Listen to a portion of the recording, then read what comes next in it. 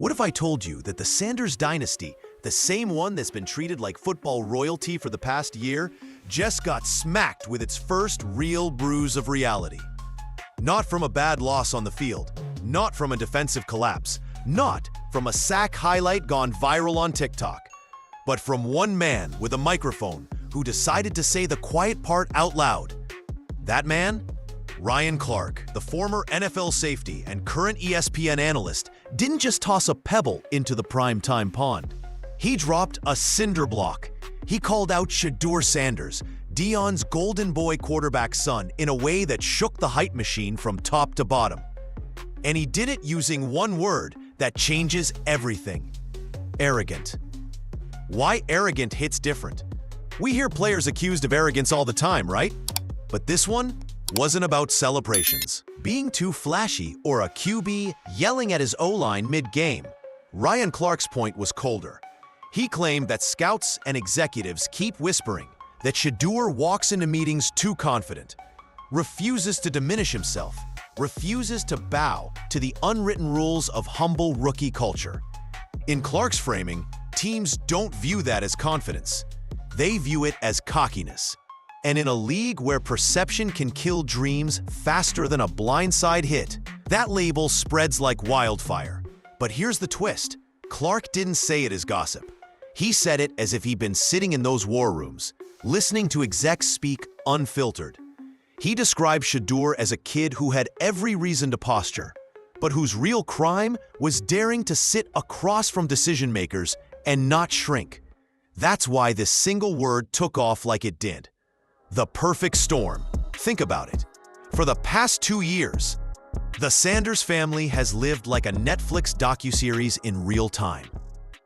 Shedeur dripping in custom iced-out watches and NIL deals bigger than some rookie contracts. Deion strutting in bold shades and designer jackets, treating every press conference like a pulpit. Colorado games becoming media circuses, with celebrities lining the sidelines and ESPN running almost missionary-style coverage of the prime resurgence.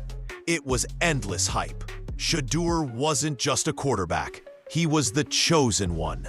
Top 10 pick was supposed to be a lock. Even whispers of a "could he leapfrog Caleb or Drake May" conversation floated around for a minute. Then reality elbow-dropped the storyline. Week after week, Colorado's offensive line let Sanders get demolished. Over 50 sacks in a season. The hype clips of primetime pep talks started to turn into blooper reels of Shedeur running for his life. And executives who had once drooled at the polished highlight packages started side-eyeing the tape. The man who embodied NFL destiny suddenly became a question mark. Ryan Clark pulls the fire alarm, and that's when Clark came crashing in. He wasn't ranting for clicks. He wasn't doing a Stephen A. Smith volume equals truth moment. He spoke calm, measured, but with conviction. He compared Shedeur to other QBs who had laundry lists of off-field issues, but somehow kept the leader label. He pointed out how Shedeur never disrespected his offensive line, despite brutal punishment. And yet, he's the one being whispered about as entitled. Clark's underlying message? The NFL narrative machine is treating Sanders differently, and front offices are letting bias dictate the conversation. But his most devastating line was clear. Shedeur's not it yet. For scouts, hearing that from Clark hits harder than seeing a Twitter highlight. When Clark talks, it isn't chat room noise. Execs know he's wired into coaches and agents. It felt less like ... analysis, more like inside information leaking out, shaking the dynasty. Now imagine this moment from Deion's perspective. For a full year, he's lived bulletproof. Every presser a sermon, every win a statement, every critic's jab deflected by charisma and sunglasses. He built his empire gambling on himself, always cashing in. But this wasn't about him. This was about his son. Hype was supposed to carry Shedeur straight to draft superstardom. Now there's an NFL insider saying, nope, The league doesn't see him that way. Arrogant, not ready, a day two guy. You want to talk about rage? You could practically hear Deion grinding his teeth behind that signature grin. And that's where this story becomes fascinating. Deion may see confidence, but the NFL sees ego. Ryan Clark just said it out loud. And that tension between brand building and league reality puts the entire primetime experiment at risk. Why this matters? Because this isn't ordinary draft drama. This isn't a will he go 7th or 12th overall story. This is something bigger, the biggest hype pipeline college football has ever seen, colliding with the unrelenting cold shower of NFL skepticism. The league doesn't measure Instagram likes.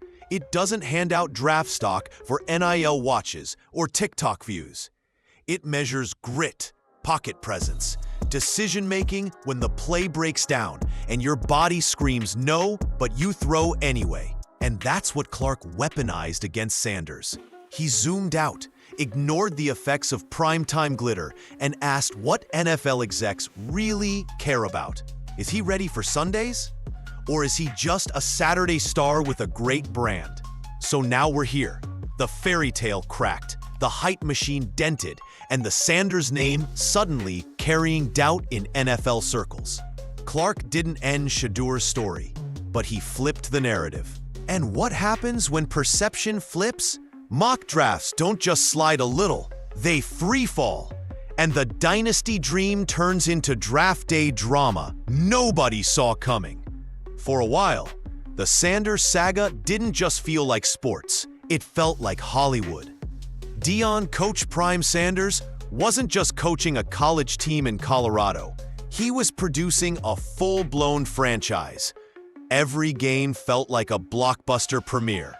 The cameras followed, the celebrities showed up, and his son, Shedeur Sanders, positioned at quarterback, was framed as the leading man. And let's be honest, the fairy tale worked. The perfect script. The story had everything. A legendary father returning to the sidelines, changing college football culture overnight. A son, gifted, confident, and draped in NIL deals, styled like the future face of not just a roster, but an era. The hype machine in overdrive, with headlines crowning Shedeur a top 10 NFL pick before he'd even finished polishing his pick. It was cinematic. One week, the ESPN truck rolled into Boulder for game day. The next, Under Armour campaigns showcased Shedeur's image. Clips of Deion's fiery pre-games pep talks went ultra-viral, cut up like sermons to football's gospel. Shedeur wasn't just a good QB with potential, he was being presented as a quarterback messiah. Glitter versus grit. But here's the thing about fairy tales. Glitter fades fast the moment grit comes knocking. For much of that Colorado season, the grit came from the reality of collapsed pockets and battered protection. Shedeur Sanders was sacked over 50 times in one campaign. Each hit chipped away, not only at his body, but at the myth itself. Fans saw primetime speeches. Scouts saw a QB holding onto the ball too long, running for his life play after play, losing read progressions. The Marvel superhero edit reels were stunning, sure. Slow-motion deep throws, post-game watch flashes. But football isn't played in windy, cinematic cuts. It's played in trenches where your line either holds or you hit dirt. And too often, he hit dirt. From golden child to question mark. What was supposed to be the clean execution of a generational story started turning into what one scout reportedly described as a blooper reel tragedy. Early on, some draft boards had Shedeur mocked at the top 10. By mid-season, whispers dropped him into late first-round territory. As losses piled up and sacks mounted, chatter leaked that he might slip into day 2, maybe even day 3. That is not a fairy tale. That's a nightmare with a slow fade to black. Why perception shifted so fast? It wasn't because Sanders suddenly lost his skill. His arm was still strong, his accuracy undeniable at times. But the league doesn't just draft arms. It drafts decision makers. It drafts composure under broken plays. It drafts whether you crumble when the lights dim and the glitz fades. And that's where scouts began to doubt.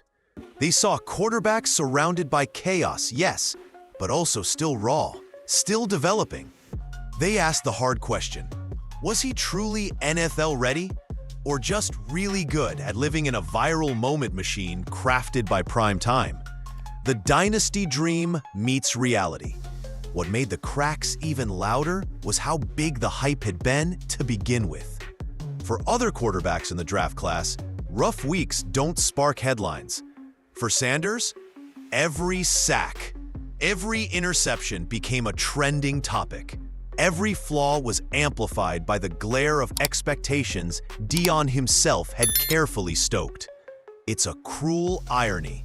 The louder you turn up the hype machine, the harder it explodes when something misfires.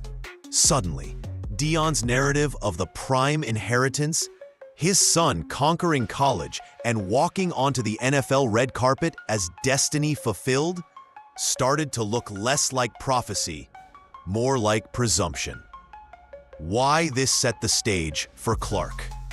That's why Ryan Clark's comments hit with such force. The facade already had cracks. Scouts weren't drooling anymore. They were watching with narrowed eyes. The narrative had softened from inevitable star to talented but unproven. So when Clark bombed the airwaves saying arrogant and accusing Shedeur of being treated as entitled, it wasn't words against an untouchable myth. It was words aimed at a narrative already limping. The fairy tale wasn't gone, not yet. But it wasn't tailor-made prophecy anymore either. The Sanders brand had lost some of its shine, and that made Ryan Clark's take the perfect spark in a room full of gas fumes. There are hot takes. There are loud TV rants built to trend. And then there's Ryan Clark.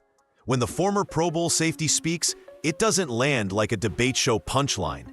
It lands like an insider putting chat room whispers on the loudspeaker.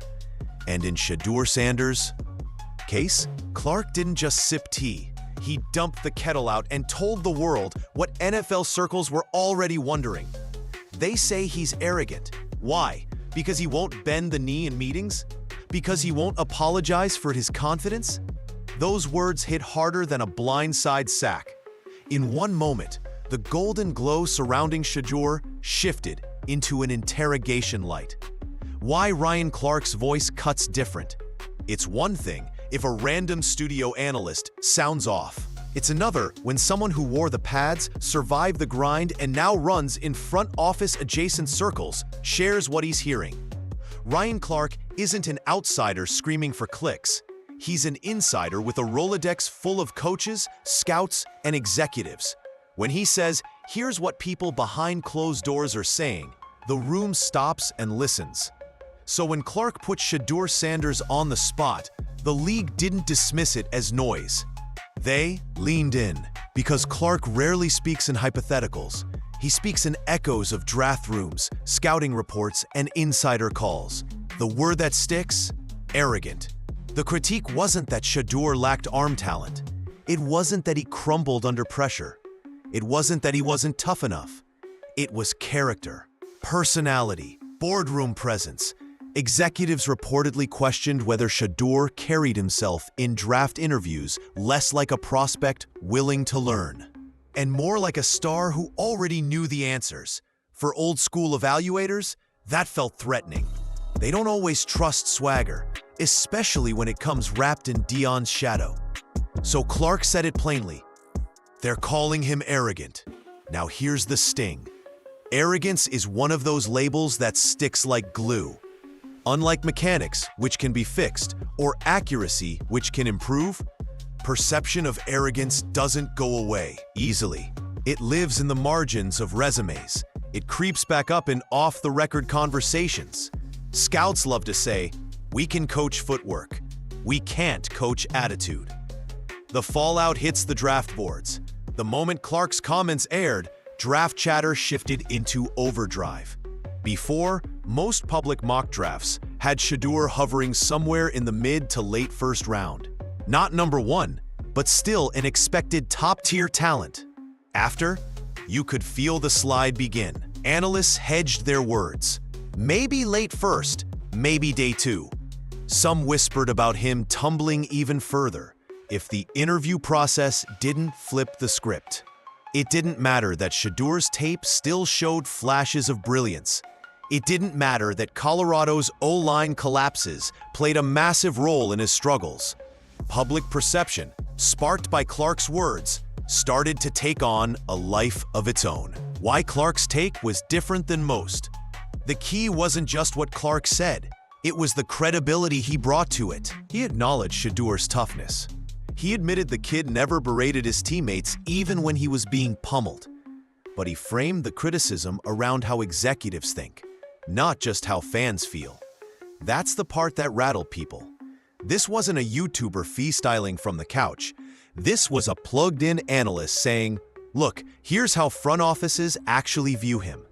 And for decision-makers who already had questions about the Sanders hype, this was gasoline on the embers. The earthquake effect. Ryan Clark essentially confirmed something many had been whispering, but nobody had said openly. That behind the marketing deals, the jewelry, and the prime-time spotlight, NFL brass weren't fully sold. He shattered the myth that Shedeur's charisma made him a slam dunk top 10 pick. Overnight, it became plausible that he could tumble, maybe even embarrassingly far on draft day. And you could feel the divide form instantly. Fans saw it as unfair, an attack on confidence. Deion and the Sanders camp saw it as a personal shot at the dynasty's credibility. Executives, they took notes. If Clark was voicing it, they could justify it too. The fairy tale shine had already started dimming. With Clark's words, the room officially froze. What was once a coronation now looked like a trial. And if you think Prime was gonna sit quietly while scouts and analysts called his son arrogant, you don't know Deion Sanders. If Ryan Clark's words were the match, then Deion Sanders' reaction was the fireball. Nobody expected Prime to sit back quietly while his son's character got roasted on national television. That's not his style. Deion doesn't just defend his family. He frames the narrative the way only primetime can. Loud, unapologetic, and dripping with confidence. A father first, media mogul second. Here's the thing people forget. For all of Deion's flash and showmanship, when the criticism gets aimed at Shedeur, he switches gears. He's not just Coach Prime working the podium. He's Dad Prime, ready to throw himself in front of any bullet his son takes. Reporters started asking about Clark's arrogant comments, about the sliding draft stock whispers, about executives second-guessing. Deion didn't hesitate. In his mind, this wasn't about his son being cocky. This was about his son being punished for confidence, the same confidence every great quarterback needs. Prime versus the league narrative. Deion's rebuttal had 2 layers. The cultural argument. He drew lines between perception and bias. That in a league dominated by conservative voices, Shedeur's refusal to code switch, his unwillingness to shrink his personality for executives, was unfairly labeled as arrogance. The credibility argument. Prime reminded people what Shedeur had endured. A historically bad offensive line, relentless punishment, and still he never pointed fingers or tore down his teammates. That wasn't arrogance, Prime argued. It was leadership through chaos. It was classic Deion. Flip the perspective. Shift blame onto the doubters. Keep the Sanders brand bulletproof in public. Why it backfired with GMs. But here's the dilemma. NFL front offices don't care about charismatic pressers. They don't care about motivational speeches. They care about tape, development, and adaptability. And the more Deion dug in, the more execs backed away. From their perspective, they weren't just drafting Shedeur Sanders anymore. They were drafting the Sanders orbit. Every headline, every rebuttal, every camera turned into a national debate. For NFL coaches fighting for their jobs, that spotlight is a nightmare. One scout put it bluntly in an off-the-record conversation. You're not just drafting the quarterback, you're drafting his dad too, and no coach wants to feel like the father is hovering over their system. Harsh? Maybe, but it underscores why Deion's passionate defense of his son, while admirable as a father, made NFL decision-makers even more wary. The force field problem. To Deion, criticism is fuel, but to outsiders it looks like a force field, a refusal to acknowledge flaws, a bubble protecting Shedeur from reality. The league wants to see prospects who admit mistakes and own growth areas. Instead, the Sanders camp doubled down on the message of persecution. They don't understand us. They're scared of us. They're trying to humiliate confidence. It's a compelling narrative for media, but in NFL war rooms, it reads as stubbornness. Pressure on the prime brand. That's the real storyline here. This wasn't just about Shedeur's draft slot. It suddenly became about the durability of primetime itself. If Shedeur thrived, Deion's defense would be vindication, proof that the doubters misread his son. But if Shedeur stumbled under NFL bright lights, critics wouldn't call it a quarterback development story. They'd call it ego. They'd say the Sanders empire protected hype instead of proving substance. That's the risk of doubling down. You win big if you're right, but the fall is devastating if you're wrong. The push and pull. So now the tension is plain. Deion's push. Keep Shedeur's narrative protected, insist the criticisms are biased, and fight the media at every step. The NFL's pull. Strip away the hype, demand tape and growth, and quietly slide him down draft boards until he proves otherwise. And caught in the middle is Shedeur. Talented, poised, but judged not only on his own skills, but through the shadow of his father's voice. Deion fought back the only way he knew how, loud, bold, and unwavering. But the NFL doesn't bend to noise, which is why when draft night came, the fallout wasn't confidence, it was shock, as Sanders slipped far lower than the Sanders brand ever imagined. If hype builds castles, then draft night has a way of tearing them down, brick by brick, pick by pick, in front of millions of eyes. And that's exactly what happened when Shedeur Sanders' draft night turned from a coronation into a collapse. The red carpet versus reality. The Sanders family arrived exactly how you'd expect. Suited sharp, designer accessories gleaming under the lights, cameras flashing like it was Oscar night. This wasn't supposed to be an anxious evening. This was supposed to be the moment. Top 10 buzz had followed Shedeur for months. ESPN mock drafts floated his name right under Caleb Williams and Drake May. Social posts were edited like movie trailers. Primetime Junior enters the NFL. But as the commissioner went to the podium with pick after pick, and Shedeur's name wasn't called, that glitter began to feel heavy. Teams play it safe first. Quarterbacks flew off the board as expected. Williams, May, McCarthy, the polished systems guys, characterized as boring but reliable, went early. Then came unexpected risers, Penix Jr., Bo Nix, quarterback scouts labeled low ceiling, high floor. By the time 5 quarterbacks had found NFL homes, Shedeur's once unshakable first-round aura was wavering. Fans watching at home started asking the unthinkable. Wait, are they passing on purpose? For NFL war rooms, the answer was quietly yes. The 2 most dangerous words in scouting had attached themselves to Sanders. Maybe ready, and maybe doesn't buy you a franchise quarterback. Maybe doesn't let a coach facing a hot seat trust his job to your system development. Maybe doesn't let a general manager risk their career on you. So the GMs passed, not because Sanders lacked talent, but because the shine of his brand suddenly felt louder than the substance of his tape. The green room chill. Every draft has its cringe moment. Cameras zooming in on the face of a prospect sliding further than anyone expected. This year, Shedeur was that clip. By midnight, Shedeur wasn't a top 10 lock. He wasn't even a first-round certainty. He was in no man's land, a territory that feels like exile when you walk in expecting fireworks. And fans instantly noticed. The hype machine that had elevated Shedeur to the edge of superstardom was suddenly producing silence. The draft hall, once filled with chatter about confidence and NIL wealth, started buzzing with the buzzword Ryan Clark had already injected weeks earlier: arrogant. The brutality of draft day memory. For quarterbacks, perception is half the battle. Slip even a few picks, and you become a cautionary tale. Slip a whole round, and your career is branded before it ever begins.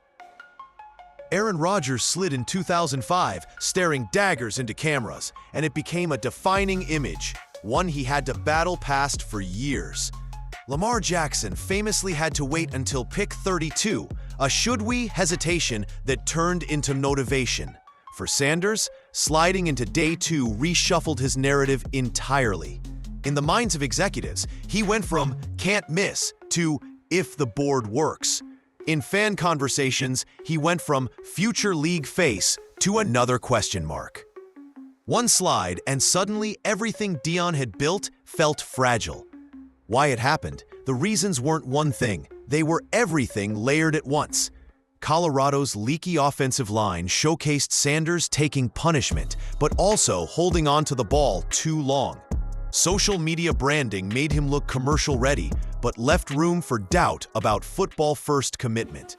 Deion's public defense of him made coaches worry about drafting a package deal. And when Ryan Clark put the word arrogant into circulation, it gave decision-makers and scouts cover to say what they'd already been whispering.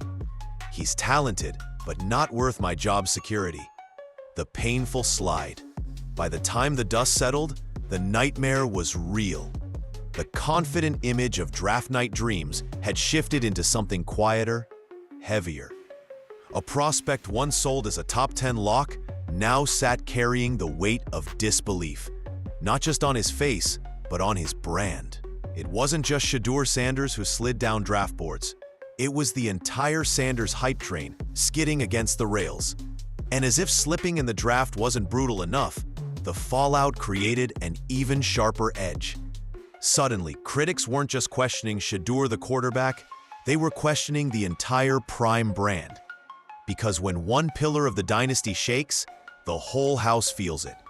When Shedeur Sanders slipped on draft night, it wasn't just a quarterback stock dropping. It was the first real crack in the armor Deion Sanders had been polishing for over a year. Because make no mistake, the Sanders story wasn't just about football. It was always about the brand, Prime Inc. For the past 2 years, Deion Sanders has treated football like a megachurch. Every press conference was a pulpit. Every soundbite was scripture.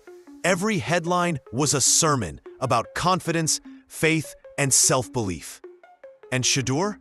He wasn't just a quarterback. He was the chosen vessel of Prime's message. The icy watches, the NIL sponsorships, the larger-than-life social media presence. This wasn't some side hustle. It was branding strategy. The Sanders family wasn't just building a career. They were building a dynasty with the cameras rolling. And for months, it worked. Colorado became the most talked about team in college football. Shedeur's Instagram highlights pulled more views than entire game broadcasts. The Prime aura made losing seasons feel like cultural events.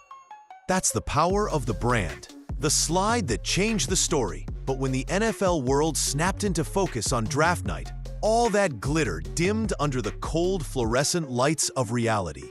The brand promised dominance. The draft delivered hesitation.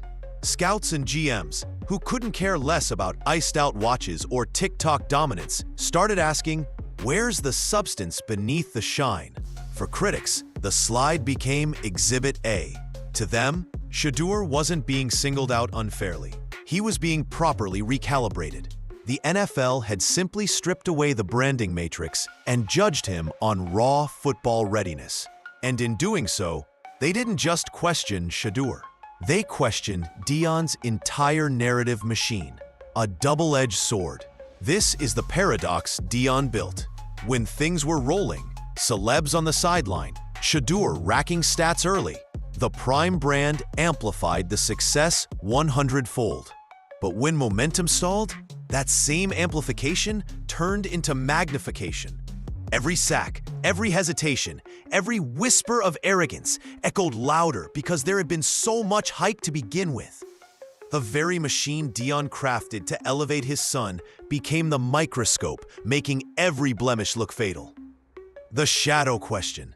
And let's be real, the Shedeur saga isn't just about his reads or pocket presence. It's about the inescapable shadow of Coach Prime. NFL coaches quietly worry. Drafting Shedeur means inviting Deion too. Maybe not literally, but perceptually. Every media cycle will frame his father as the power behind the curtain. If a head coach benches Shedeur, does Deion make it a headline? If Shedeur thrives, who gets the credit, player or father? That narrative risk terrifies franchises, already dealing with playoff pressure and hot seats. No coach wants to feel like their rookie QB comes attached with a celebrity entourage. That's why Shedeur's draft slide didn't just hurt him. It painted bullseyes on the Prime brand itself. Brand versus tape. In sports, reputation matters. But eventually, tape trumps talk. That's the brutal reality the Sanders dynasty hit head-on. As bold and magnetic as Deion's brand may be, NFL executives operate on film, stats, and cold-eyed projections. They don't buy hype, they invest in production, consistency, and the quiet grind. And at the exact moment they needed tape to validate the brand, all they got was shakier evidence. Broken protection, desperate scrambles, flashes of brilliance wrapped in too many hits and too many almosts. The brand said superstar. The tape said developing project. The stakes for Prime for Shedeur, the slide was painful. But for Deion, it was existential. Because if Shedeur ends up a bust, the headline won't read, "Quarterback didn't pan out." It'll read, "The Sanders experiment failed." That's what happens when your family brand and your coaching persona fuse into one. Every success becomes proof of prophecy. Every stumble becomes proof of fraud. And by sliding out of the first round, Shedeur put the Prime brand in a place it has never been before, on trial. The dynasty wasn't destroyed, but it was dented. The Prime machine, once bulletproof, now looked human. And that meant the pressure doubled, not just on Deion's narrative, but on his son's next snap. And that shadow, it only grew heavier as teams realized that drafting Shedeur didn't just mean picking a quarterback. It meant inheriting Deion's orbit. Every quarterback carries a shadow. Some live in the shadow of a dominant college coach. Others fight comparisons to the iconic stars who came before them in their franchise. But Shedeur Sanders, he carries a shadow unlike anything the NFL has ever seen. His father, Deion Coach Prime Sanders. A double-edged legacy. On one hand, Deion's legacy is priceless. He's one of the most electrifying athletes in history, a Hall of Famer who turned cornerback into a rock star position. His voice still commands attention in every room he walks into. For Shedeur, having that last name is a golden key. It opens media doors, marketing deals, and fan fascination that most rookies would kill for. On the other hand, it's also a bullseye.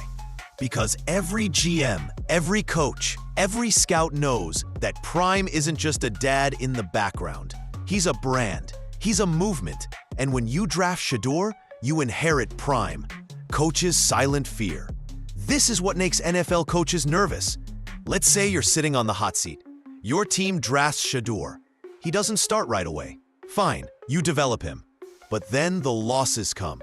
Suddenly, the fans start chanting his name. The media spins it into a "why isn't Prime's son playing?" storyline. Pressure builds. A double-edged legacy. On one hand, Deion's legacy is priceless. He's one of the most electrifying athletes in history, a Hall of Famer who turned cornerback into a rock star position. His voice still commands attention in every room he walks into. For Shedeur, having that last name is a golden key. It opens media doors, marketing deals, and fan fascination that most rookies would kill for. On the other hand, it's also a bullseye. Because every GM, every coach, every scout knows that Prime isn't just a dad in the background. He's a brand, he's a movement, and when you draft Shedeur, you inherit Prime. Coaches' silent fear. This is what makes NFL coaches nervous. Let's say you're sitting on the hot seat. Your team drafts Shedeur. He doesn't start right away. Fine, you develop him. But then the losses come. Suddenly, the fans start chanting his name. The media spins it into a "why isn't Prime's son playing?" storyline. Pressure builds. Quarterback. They see him through Prime's reflection. That glare is blinding for teammates, for coaches, and sometimes even for Shedeur himself. Every success, every failure. And here's the cruelest part of that glare. It skews the ledger. When Shedeur succeeds, doubters say, of course he's thriving. He's Prime's kid. He's had every resource handed to him. When Shedeur fails, they say, see, all hype. Just a brand move fueled by dad's spotlight. There's rarely a middle ground. He can't just be a talented quarterback developing at his own pace. He has to be either the proof of Deion's legacy or the collapse of the Sanders empire. And the constant presence of his father ensures those stakes never soften. The media gasoline. Don't forget, media thrives on narrative. The minute Shedeur touches the field, headlines write themselves. Primetime Junior takes the reins. Coach Prime's prophecy comes true or crumbles. Yar, did Deion overhype the Sanders dynasty? Every highlight, every interception, every sideline body language clip will get dissected with double intensity. Because he's not just playing quarterback, he's carrying a media empire on his shoulders. For most rookies, a 3-interception game is just a bad Sunday. For Shedeur, it would be coded in prime drama and broadcast like gospel. Opportunity or trap. Here's the irony. This glare could be both Shedeur's curse and his weapon. The pressure is immense, yes, but it guarantees attention. If he rises, if he embraces the shadow and delivers, he doesn't just silence critics. He redefines what it means to come from a legacy family in the NFL. He turns his father's presence into rocket fuel. But if he falters, he won't get the slow, patient arc other rookies enjoy. He won't get grace periods. The glare burns too hot. Mistakes don't fade quietly under primetime spotlight. They explode like stadium fireworks. That's the challenge in front of Shedeur right now. The shadow of Deion Sanders amplifies everything, the hype and the hate, the opportunities and the landmines. And with that shadow looming overhead, every snap of his career becomes more than football. It becomes a referendum on the Sanders dynasty itself. And that's why the road ahead, stacked with Caleb Williams, Drake May, and one of the strongest QB draft classes in years, suddenly looks like the toughest climb of Shedeur's life. The fairy tale shine has dimmed, the draft day scars are fresh, and the Prime brand glare is hotter than ever. But here's the reality check for Shedeur Sanders. Everything that's happened so far is just the prelude. The real test is what comes next. A loaded draft board. The timing couldn't be sharper or crueler. The 2025 quarterback class is shaping up to be one of the most stacked in recent memory. See Caleb Williams, the video game cheat code, dazzling defenses with highlight reel. Throws and improvisation that makes coordinators lose sleep. Drake May, the prototype passer, firing crisp lasers like he was calibrated in a quarterback factory. J.J. McCarthy, steady, efficient, maybe too boring for fans, but exactly the kind of field general NFL coaches love. Michael Penix Jr. and Bo Nix, the veterans, battle-tested and carrying years of big-game scars that NFL execs treat like badges of honor. This is the class Shedeur has to stand next to. Not alone, but compared. And that's where things feel like an uphill sprint. Because while those names sell resumes, Shedeur is still fighting the perception gap. Hype versus tape, brand versus grit, potential versus polish. Every snap is an audition. From here on out, every yard, every third down conversion, every pocket step is more than stat padding. It's proof. Proof that he can hang with quarterbacks the league already trusts. Proof that he's not just his work. Father's storyline. Proof that when the noise fades, the tape says franchise leader. Scouts already know he can make the flashy deep ball, already know he's resilient through punishment. The missing pieces? Quicker reads, pocket presence under pressure, decision-making speed when chaos unfolds. They don't want a Marvel trailer anymore. They want gritty, unglamorous reps. They want to see if the QB who absorbed endless sacks at Colorado learned how to stay dangerous when the bullets fly. Colorado, the stage for redemption. The good news? Deion Sanders is reloading. Colorado's portal pickups already hint at linemen willing to actually block this time. Wideouts with sharper hands. Hungry ex-SEC talent looking for vengeance. All of it designed as Shedeur's redemption stage. If the Buffaloes put together a winning season instead of a glorified reality show, Shedeur's trajectory could swing back instantly.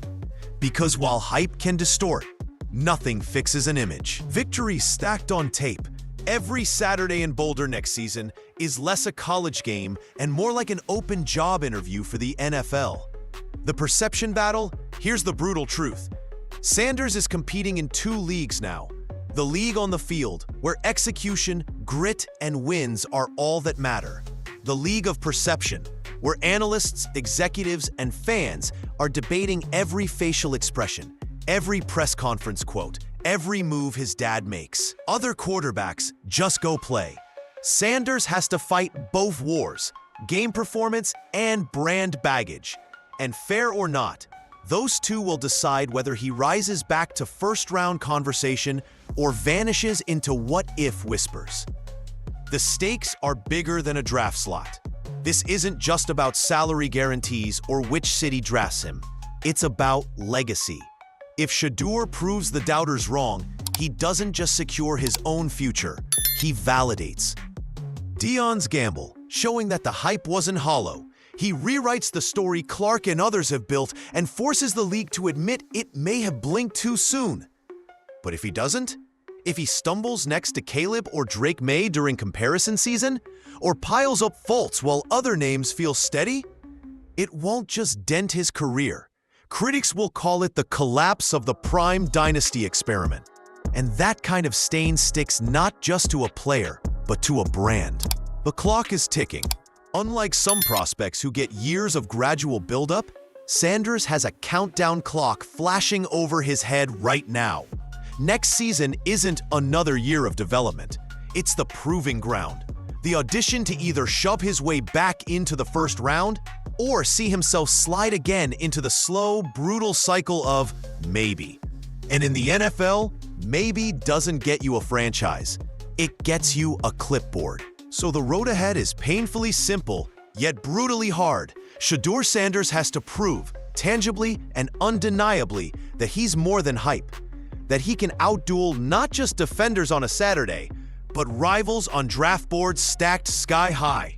Because if he can't, the prime legacy becomes one of noise, not results. And that brings us to the looming finale. When football stops caring about branding entirely and demands only one thing: cold-blooded execution.